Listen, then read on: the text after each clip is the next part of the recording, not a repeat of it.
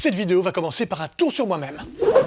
Ça sert à rien, mais vous avez vu là l'écoute que vous avez d'un coup, c'est absolument hallucinant. Quelle très bonne technique. Derrière la porte est le premier spectacle dont je vais vous parler. N'importe quoi ce début. Ce spectacle derrière la porte va vous raconter ce qu'il y a derrière une porte. On est souvent curieux, hein, on voit une porte et on est tous un petit peu intrigués. Qu'est-ce qui se passe derrière? Est-ce qu'il y a des mystères? Est-ce qu'il y a des choses qu'on a fort envie de savoir? Est-ce qu'il y a des secrets qui se cachent derrière? Une relation entre des gens qu'on ne connaît pas? Un secret gouvernemental? Des extraterrestres? Calme-toi Patrick. Mais en tout cas, beaucoup de mystères, mais plus à la fin de ce spectacle puisque les comédiens vont vous faire voir ce qu'il y a derrière la porte.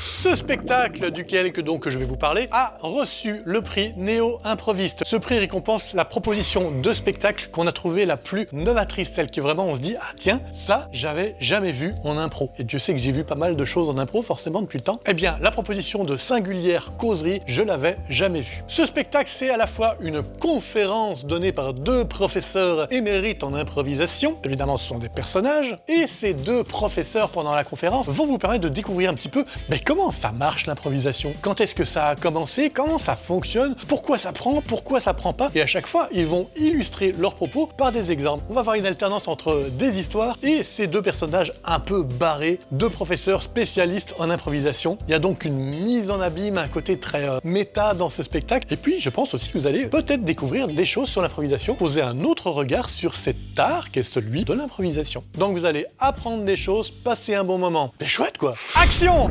Je gueule pas, c'est juste le titre qui s'appelle Action! Parce qu'il y a un point d'exclamation, ça s'appellerait Action. Je dirais Action, mais là le titre du spectacle c'est Action! Surtout que ça parle du cinéma. Oui, parce que c'est le Action, vous savez qu'on dit, avant une prise, on dit Action! Ouais, et clap, c'est Action, non? Ok.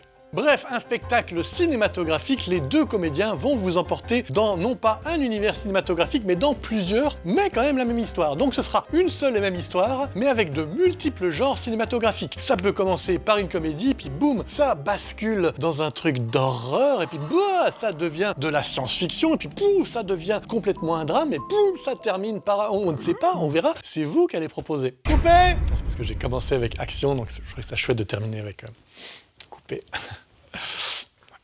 Et on termine la semaine avec un peu de love, un peu de sentiment avec Three Little Words. C'est quoi ces Three Little Words? Ben, c'est probablement I Love You, puisque la comédie romantique est le cœur même de ce spectacle. Les personnages vont s'aimer, vont apprendre à s'aimer, vont réapprendre à s'aimer. En tout cas, il y aura de l'amour, il y aura un petit peu de violon, il y aura un petit peu de douceur, de tendresse, de passion. Une excellente façon de terminer dimanche. Alors qu'il y aurait eu de mauvaises façons de terminer dimanche. Si par exemple, vous prenez un parapluie, vous faites ça, pas une bonne façon de terminer un dimanche, alors que, regardez, Three Little Words, très bonne façon de terminer un dimanche. Je pense que c'est plus clair maintenant que j'ai expliqué comme ça.